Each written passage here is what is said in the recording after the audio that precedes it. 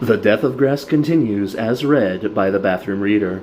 I am covering for the Plurality Report, who is currently chained to a radiator in Dave Landau's basement. Chapter 10. Peary walked with John for a time when they set out again. Jane, at a gesture from Peary, walked a demure 10 paces in the rear. John had taken, as Joe Ashton had done, the head of the column, which now ran to the impressive number of 34, a dozen men, a dozen women, and 10 children. John had appointed 4 men to accompany him at the head of the column and 5 to go with Roger at the rear. In the case of Peary, he had made specific his roving commission. He could travel as he chose. As they went down the road into the valley, separated somewhat from the other men, John said to him, "It turned out very well, but it was taking a bit of a chance." Peary shook his head. "I don't think so. It would have been taking a chance not to have killed him. A rather long one. Even if he could have been persuaded to let you run things, he could not have been trusted." John glanced at him. Was it essential that I should run things? After all, the only important thing is getting to Blind Gill. That is the most important thing, it is true. But I don't think we should ignore the question of what happens after we get there.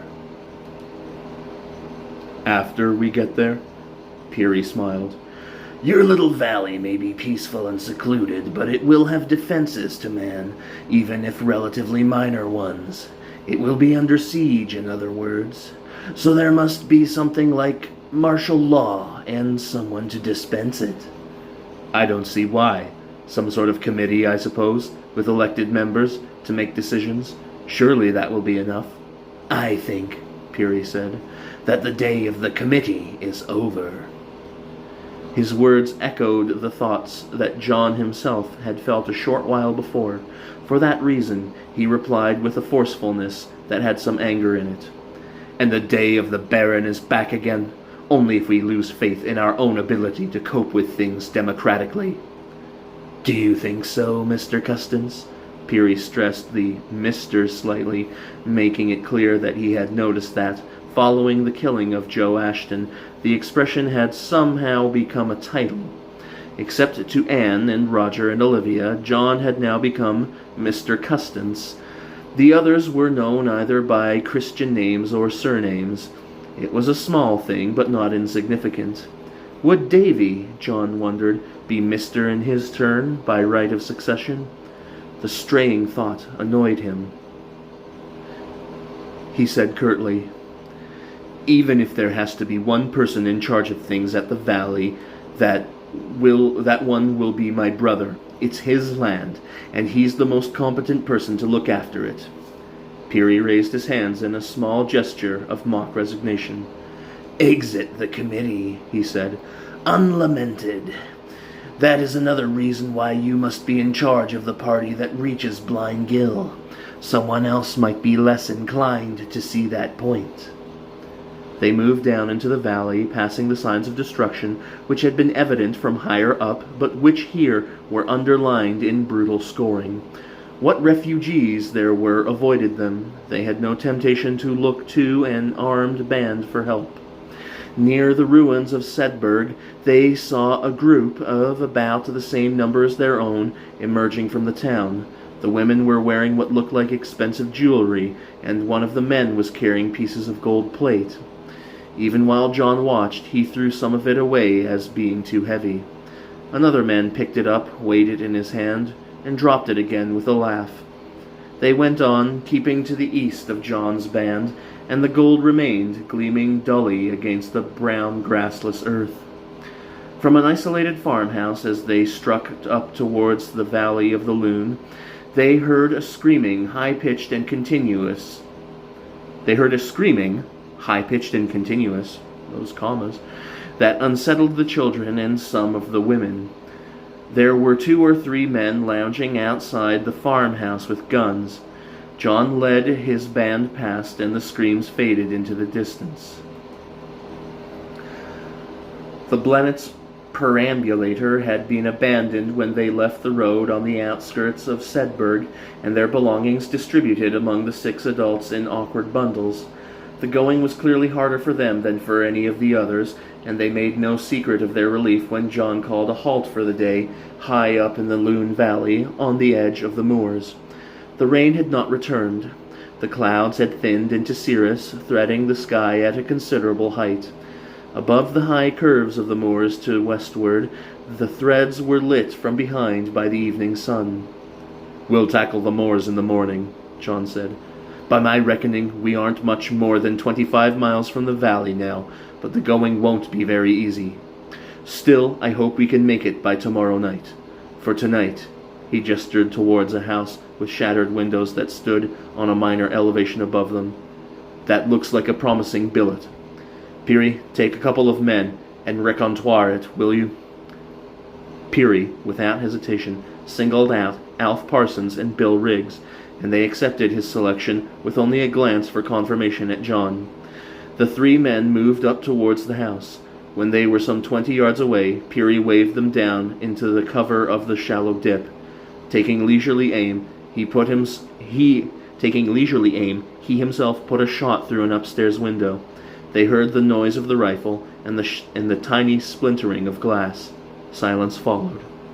A minute later, the small figure of Peary rose and walked towards the house. Apart from the rifle hunched under his arm, he had the air of a civil service official making a perfunctory business call. He reached the door, which apparently he found to be ajar, and kicked it open with his right foot. Then he disappeared inside.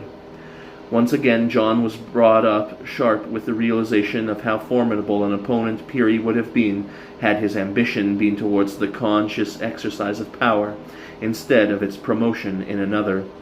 He was walking now, alone, into a house which he could only guess to be empty.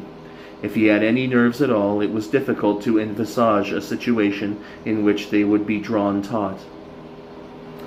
From an upper window, a face appeared, Peary's face, and was withdrawn again. They waited, and at last he came out the front door.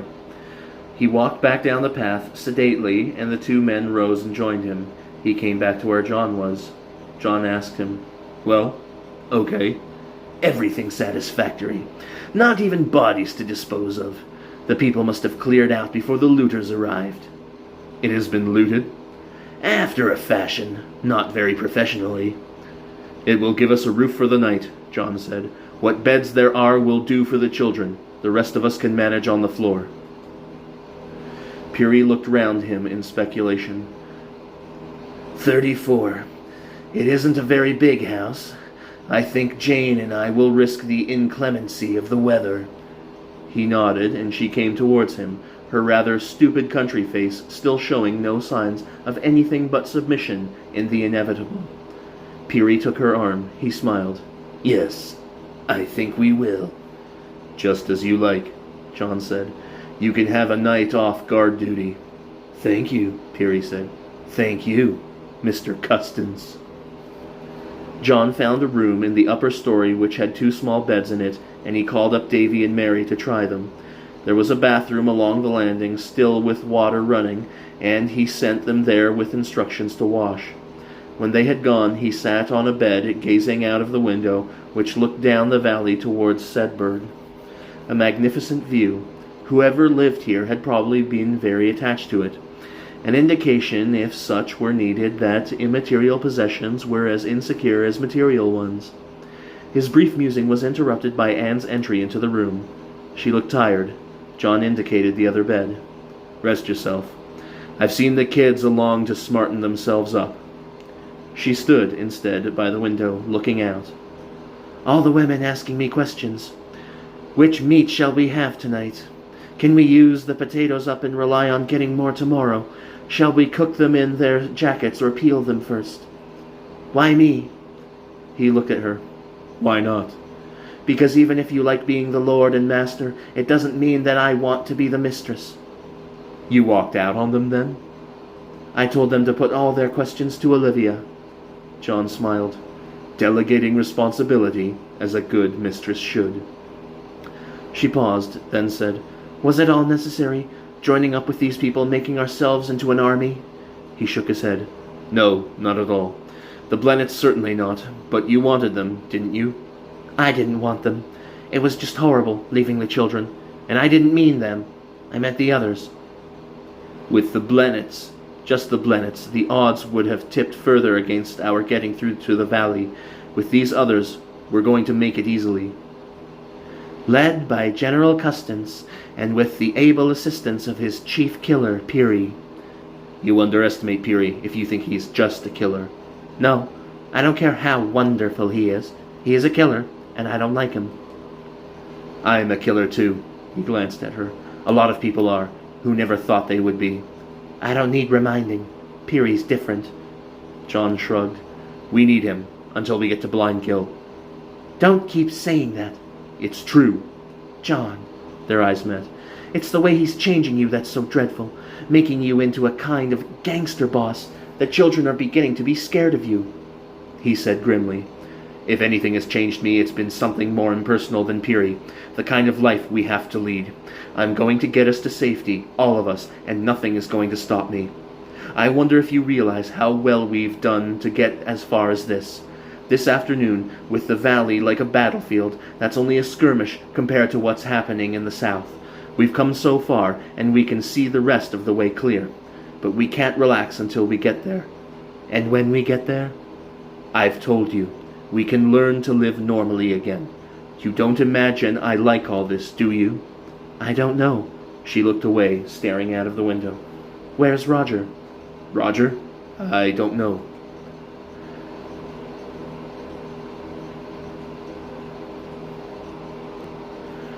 "He and Olivia have had to carry Steve between them since you've been so busy leading. They dropped behind. The only place left for them to sleep by the time they got to the house was the scullery." "Why didn't he come and see me?" "He didn't want to bother you. When you called Davy up, Spooks stayed behind. He didn't think of coming with him, and Davy didn't think of asking. That's what I meant about the children becoming scared of you." John did not answer her. He went out of the room and called down from the landing. "Rog, come on up, old man. And Olivia, and the kids, of course." Behind him, Anne said, "You're condescending now. I don't say you can help it." He went to her and caught her arms fiercely. "Tomorrow evening all this will be over. I'll hand things over to Dave and settle down to learning from him how to be a potato and beet farmer. You will see me turn into a dull, yawning, clay-figured old man. Will that do?" "If I could believe it will be like that." He kissed her. "It will be." Roger came in, with Steve and Spooks close behind him. He said, "Olivia's coming up, Johnny."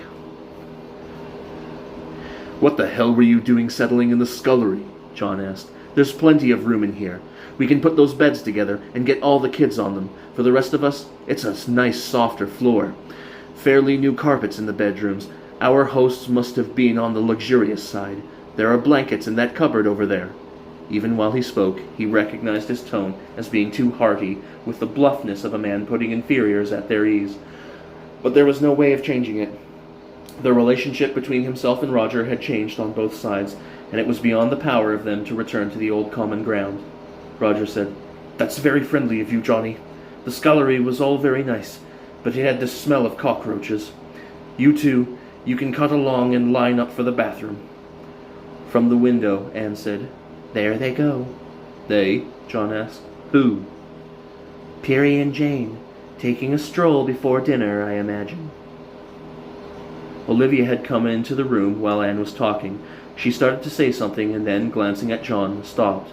Roger said, "Peary the wooer. Very sprightly for his age."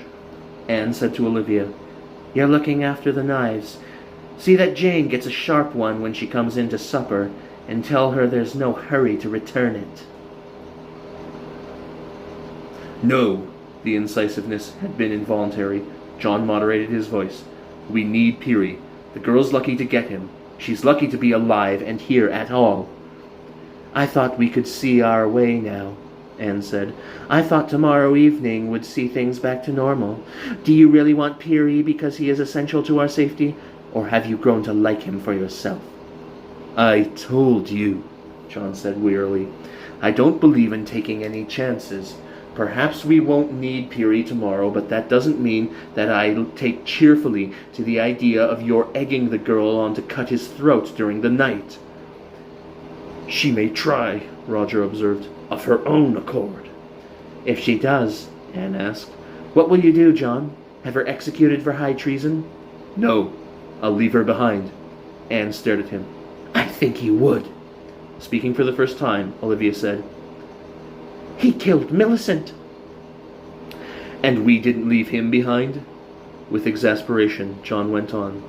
"Can't you see that fair shares and justice don't work until you've got walls to keep the barbarians out? Peary is more use than any one of us. Jane is like the Blennets, a passenger, a drag. She can stay as long as she's careful how she walks, but no longer." Anne said, "He really is a leader. Note the sense of dedication, most striking in the conviction that what he thinks is right because he thinks it." John said hotly. "It's right in itself. Can you find an argument to refute it?" "No," she looked at him. "Not one that you would appreciate." "Rog," he appealed to him, "you see the sense in it, don't you?" "Yes, I see the sense," almost apologetically, he added. "I see the sense in what Anne says, too. I'm not blaming you for it, Johnny. You've taken on the job of getting us through, and you have to put that first. And it's Peary who's turned out to be the one you could rely on." He was about to reply argumentatively when he caught sight of their three faces, and memory was evoked by the way they were grouped. Some time in the past they had been in much the same positions, at the seaside perhaps, or at a bridge evening. The recollection touched him in the realization of who he was and who they were, Anne, his wife, and Roger and Olivia, his closest friends. He hesitated, then he said, "Yes, I think I see it too. Look, Peary doesn't matter a damn to me." "I think he does," Roger said. "Getting through matters to you, and so Peary does. It's not just his usefulness. Once again, Johnny, I'm not criticizing. I couldn't have handled the situation because I wouldn't have had the stamina for it. But if I had been capable of handling it, I would have felt the same way about Peary." There was a pause before John replied. "The sooner we get there, the better. It will be nice to become normal again." Olivia looked at him, her shy eyes inquiring in her large, placid face. "Are you sure you'll want to, Johnny?" "Yes, quite sure. But if we had another month of this, instead of another day to face, I wouldn't be so sure."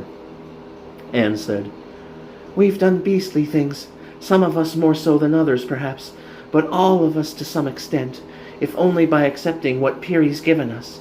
I wonder if we ever can turn our backs on them." "We're over the worst," John said. "The going's plain and easy now." Mary and Davy came running in from the bathroom. They were laughing and shouting, too noisily. John said, "Quiet, you two." He had not, he thought, spoken any differently from his custom. In the past, the admonition would have had little if any effect. Now, both fell quiet and stood watching him. Anne and Roger and Olivia were watching him too. He bent towards Davy. "Tomorrow night we shall be at Uncle David's." "Won't that be good, eh?" David said. "Yes, Daddy." The tone was enthusiastic enough, but the enthusiasm was tempered by an undue dutifulness. In the early hours of the morning, John was awakened by a rifle shot, and, as he sat up, heard it replied from somewhere outside. He sat up, reaching for his revolver, and called to Roger, hearing him grunt something in reply. Anne said, "What's that?" "Nothing much, probably. A stroller, hoping for easy pickings, maybe. You and Olivia stay here and see to the children. We'll go and have a look." The sentry's duty was to patrol outside the house, but he found Joe Harris, whose turn it was, staring out of a front room window on the ground floor. He was a thin, dark man, with a heavy stubble of beard. His eyes gleamed in the moonlight, which shone into the house here. "What's happening?" John asked him.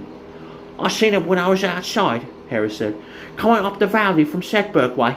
I figured it might be best not to disturb him, because in case they was going right up on the valley, so I came up on back into the house and kept a watch from here." "Well?" "They turned back up towards the house. When I was certain they was coming this way, I had a crack at the bloke in front." "Did you hit him?" "No, I don't think so. Another one had a shot back, and then they went down among the shrubs. They're still out there, Mr. Custins." "How many?" "It's hard to say in this light. Might have been a dozen, maybe more." "As many as that?" "That's why I was hoping they would go right on through." John called, "Rog!" "Yes." Roger was standing at the door of the room. There were others in the room as well, but they were keeping quiet. "Are the others up?" "3 or 4 out in the hall." Noah Blannett's voice came from close beside John. "Me and Arthur's here, Mr. Custins." John said to Roger, "Send one of them up to the back bedroom window to keep an eye open in case they try to work round that way. Then 2 each in the front bedrooms. Noah, you can take up your place at the other ground floor window. I'll give you time to get into position. Then, when I shout, we'll let them have a volley. It may impress them enough to make them clear off. If it doesn't, pick your own targets after that. We have the territorial advantage. Women and kids well away from the windows, of course." He heard them moving away as Roger relayed the instructions to them. In the room beside him, a child's voice began to cry, "Bessie Blannett." He looked and saw her sitting up in an improvised bed. Her mother was beside her, hushing her. "I should take her round to the back," he said. "It won't be so noisy there." His own mildness surprised him. Katie Blannett said, "Yes, I'll take her, Mr. Custins. You come along too, Wilf. You'll be all right. Mr. Custins is going to look after you." To the other women, he said, "You might as well all go back to the rear of the house." He knelt beside Joe Harris. "Any sign of them moving yet?" "I thought I saw some. The shadows play you up." John stared out into the moonlit garden. There was no trace of cloud in a sky which was heavy with stars, fate playing tricks on both sides. The moonlight gave the defenders a considerable advantage, but if the cloud had held, the marauders would probably have missed seeing the house, standing as it did apart and on a rise altogether. He thought a shadow moved, and then knew one did, not more than 15 yards from the house. He cried very loudly, "Now!" Although he did not rate his chances of hitting anything with a revolver as very high, he took aim on the shadow that had moved and fired through the open window. The volley that accompanied his shot was ragged but not unimpressive.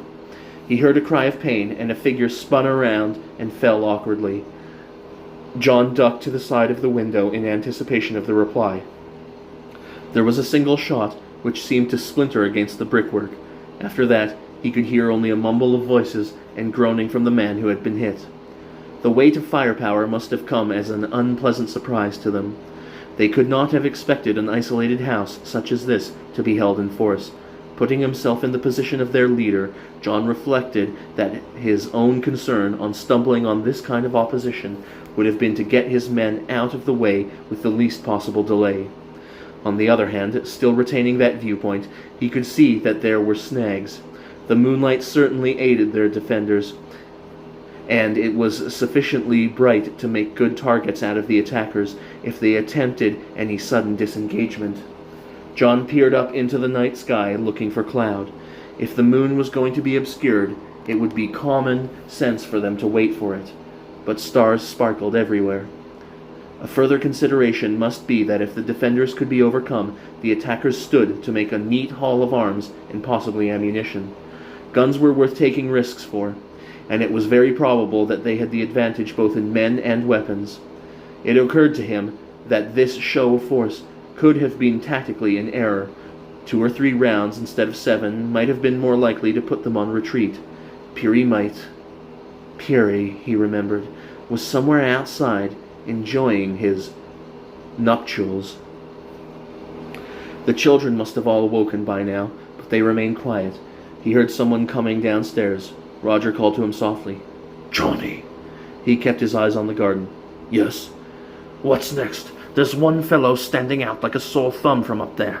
Can we start knocking them off, or do you want to give them a chance to blow?" He was reluctant to be the one to open the firing again. They knew his strength now. Further firing would be an expenditure of valuable ammunition with no prospect of any practical benefits.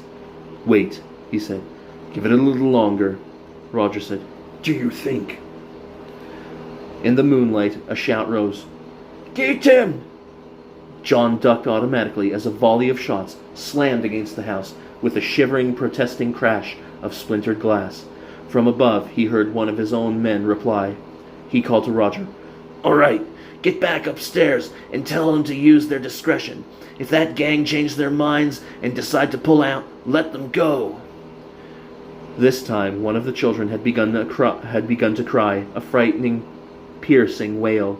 John felt far from optimistic as to the prospects of the attackers pulling out.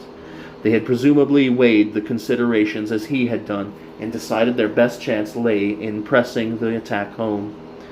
While the new lull held, he called out into the garden. "We don't want any trouble. We'll hold our fire if you clear off." He had taken the precaution of first flattening himself against the wall beside the window. 2 or 3 shots thumped against the far wall of the room in answer. A man laughed, and he fired the revolver in the direction of the laugh. There was a rattle of sporadic fire either way. Watching intently, he saw a figure heave up out of the shadows and fired again. Something sailed through the air, hit the side of the house, and dropped not far from the window at which he and Joe Harris stood. He shouted, "Down, Joe!" "Oh, Down, Joe!" The explosion shattered what glass was left in the window panes, but did no other damage. A rattle of fire issued from the house. Grenades, he thought sickly. Why had the possibility not occurred to him?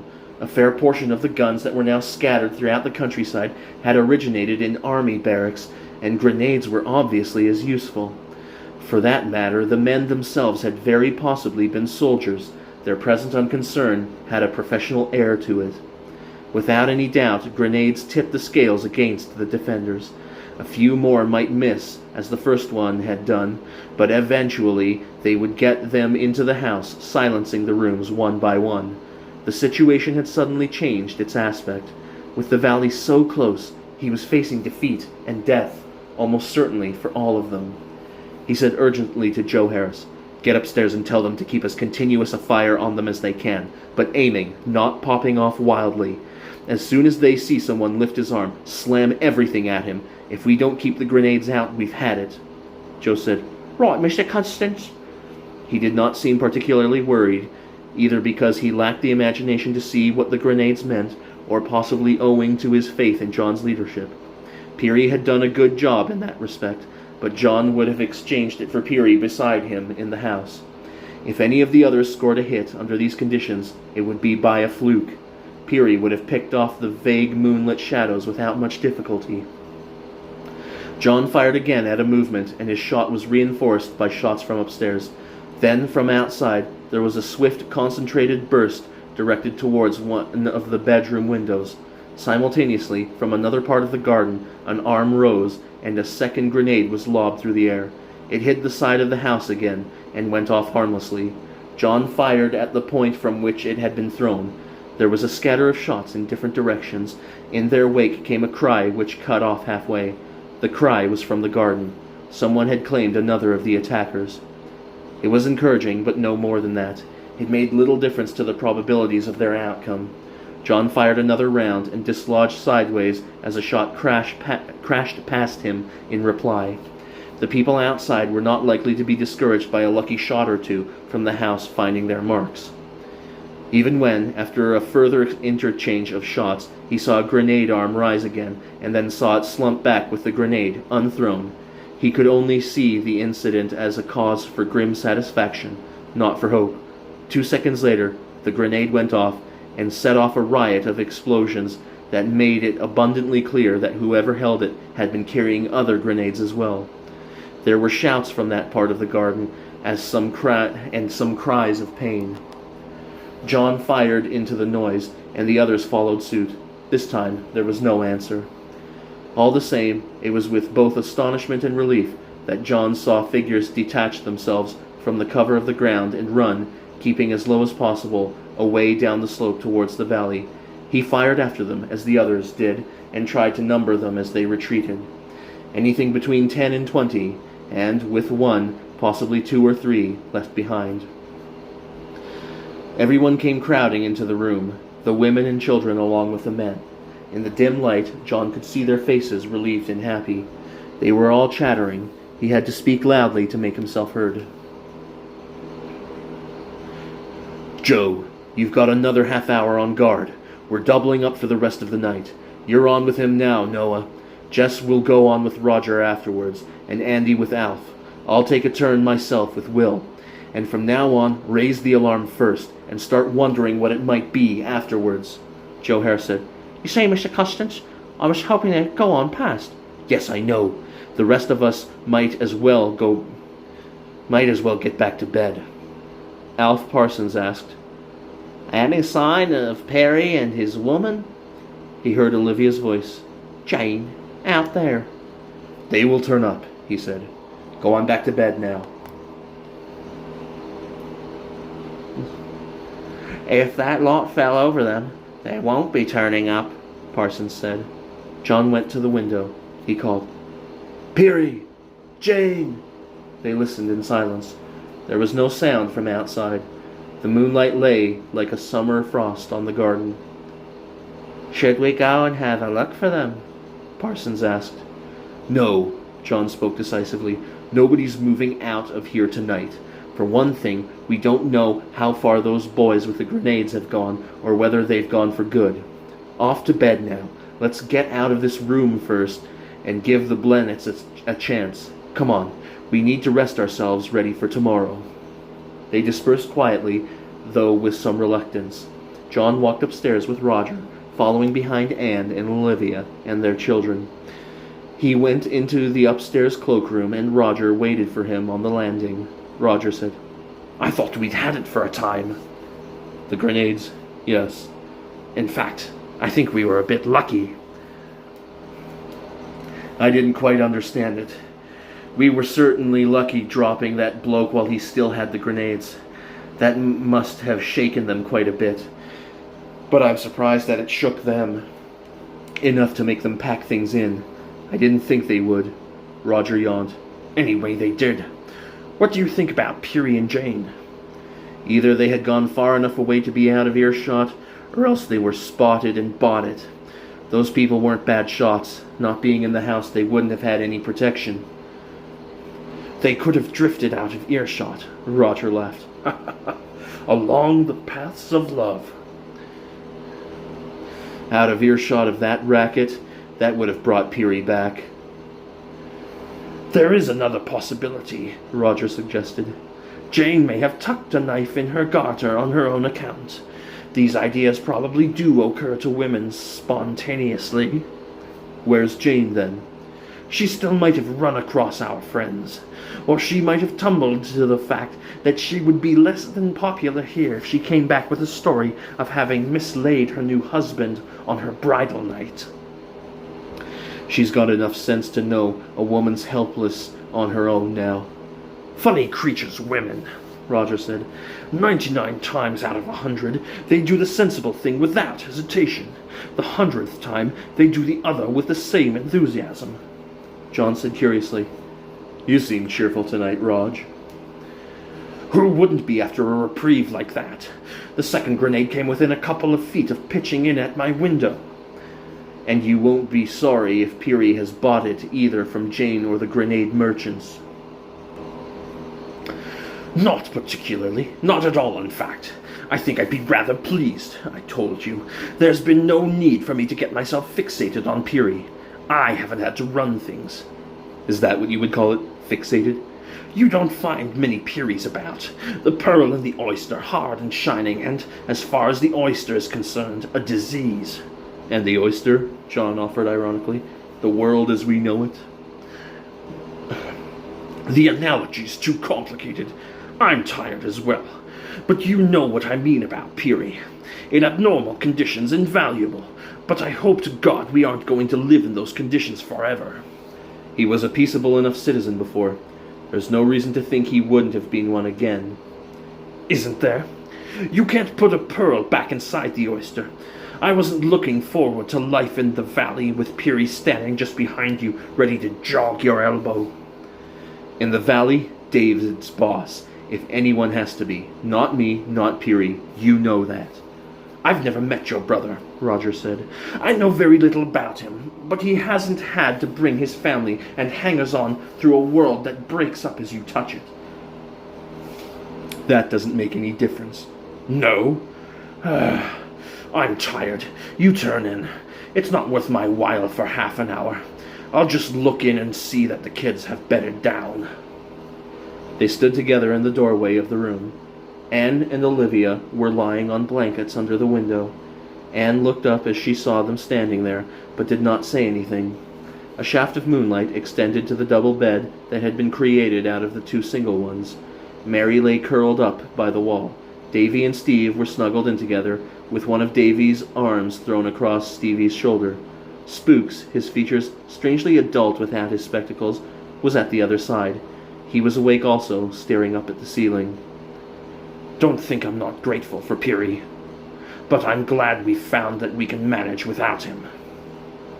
In the new pattern of life, the hours of sleep were from 9 to 4, the children being packed off when possible an hour earlier, and sleeping on after the others until breakfast was ready.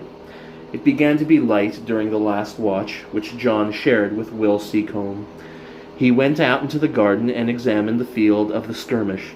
There was a man about 25, shot through the side of the head, about 15 yards from the house. He was wearing army uniform and had a jeweled brooch pinned onto his chest.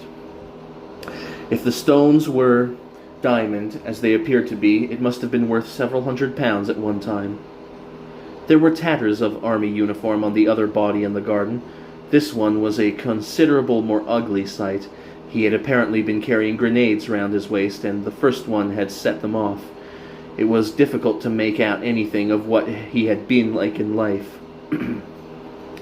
John called Seacombe, and they dragged both bodies well away from the house and shoved them out of sight under a clump of low-lying holly. Seacombe was a fair-haired, fair-skinned man. He was in his middle 30s, but looked a good deal younger. He kicked a protruding leg farther under the holly and looked at his hands with disgust. John said, "Go in and have a wash if you like. I'll look after things. It will be time for reveille soon, anyway." "Thanks, Mr. Custins. Nasty job, that. I didn't see anything as bad as that during the war." When he had gone, John had another look round the environs of the house. The man who had had the grenades had had a rifle as well. It lay near where he had lain, bent and useless. There was no sign of any other weapon.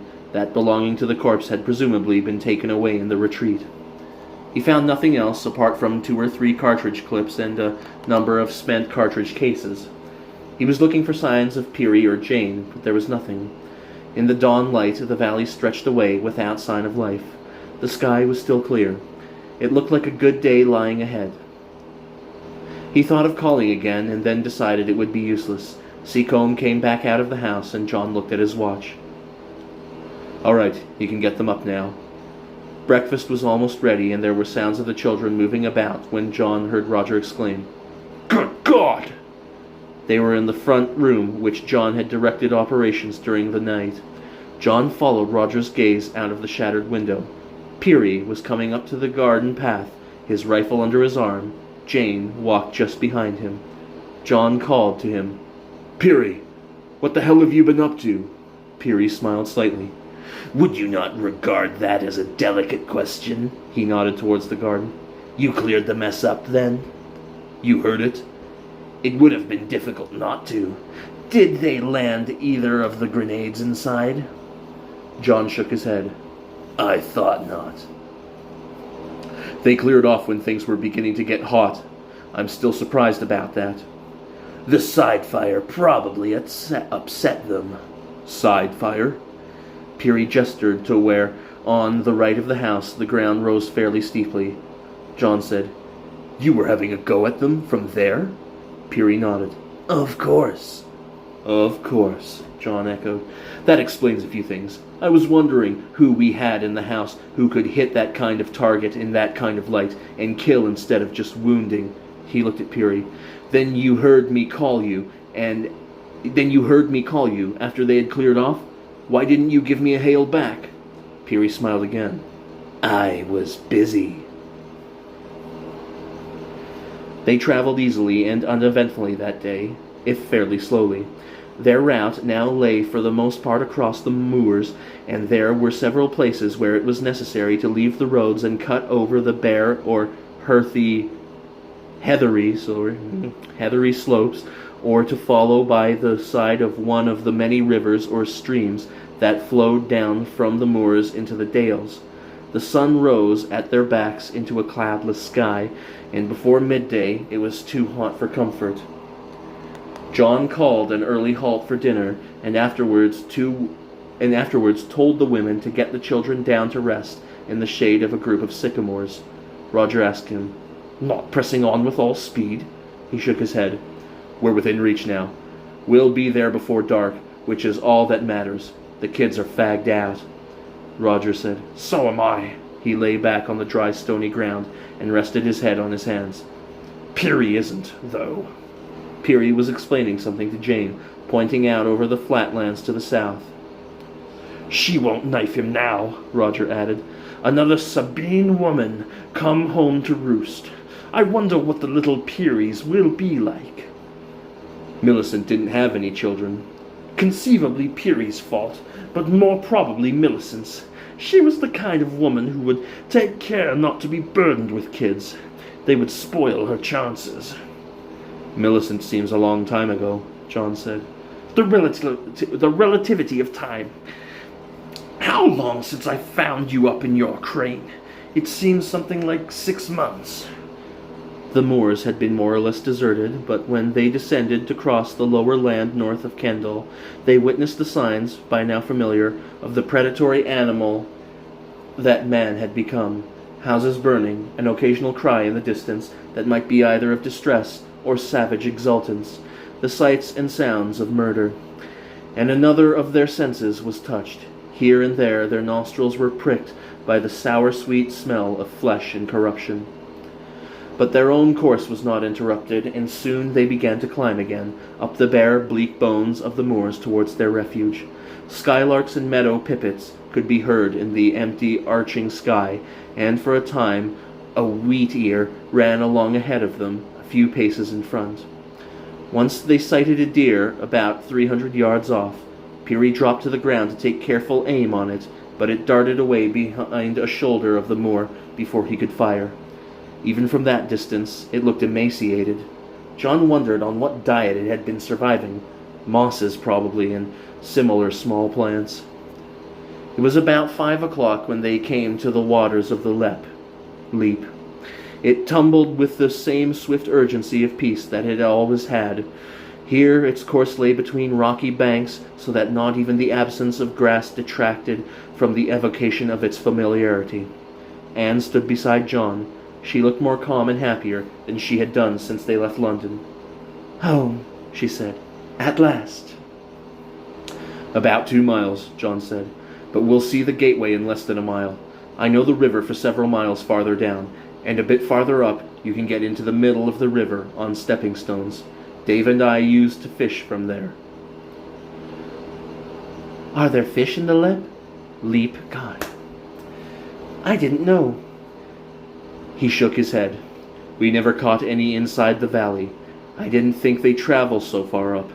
But down here there are trout." He smiled. "We'll send expeditions out and net them. We must have some variety in our diet." She smiled back. "Yes, darling, I think I can really believe it now, that everything's going to be all right, that we're going to be happy and human again." "Of course. I never doubted it." "Dave's stockade," John said. "It looks nice and solid." They were in sight of the entrance to Blind Gill.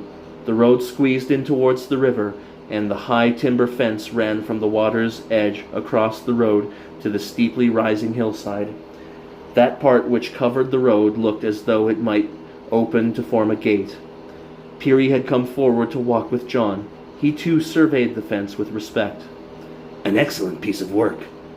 Once we are on the other—" It was the crude anger of a machine gun fire that broke into his words. For a moment, John stood there, shocked. He called more in bewilderment than anything else. "Dave!" There was a second burst of fire, and this time he ran to get Davy and Mary. He shouted to the others, "Get into the ditch!" He saw that Anne was pulling Davy and Spooks down with her, and that Mary was already crouching in the ditch beside the road. He ran for it himself and lay down beside them. Mary said, "What's happening, Daddy?" "Where is it firing from?" asked Anne. He pointed towards the fence. "From there. Did everyone get clear? Who's that on the road? Peary?" Peary's small body lay stretched across the camber of the road. There was blood underneath him. Anne caught hold of John as he began to rise. "No, you mustn't. Stay where you are. Think of the children and me." "I'll get him away," he said. "They won't fire while I'm getting him away." Anne held on to him. She was crying. She called to Mary, and Mary also grasped his coat. While he was trying to pull himself free, he saw that someone else had got up from the ditch and was running towards where Peary lay. It was a woman. John stopped struggling and said in amazement, "Jane!" Jane put her hands under Peary's shoulders and lifted him easily. She did not look at the fence where the gun was mounted. She got one of his arms over her own shoulder and half dragged, half carried him to the ditch. She eased him down beside John and sat down herself, taking his head in her lap. Anne asked, "Is he dead?" Blood was pouring from the side of his head. John wiped it away. The wound, he could see at once, was only superficial. A bullet had grazed his skull with enough force to knock him over. There was an abrasion on the other side of his head, where he probably had hit the ground. It was very likely the fall which had knocked him unconscious. John said, "He'll live." Jane looked up. She was crying. "Pass the word along to Olivia that we want the bandage," John added, "and a wad of lint." Anne stared from Peary to the fence barring the road. "But why should they fire at us? What's happened?" "A mistake." John stared at the fence. "A mistake. We'll sort it out easily enough."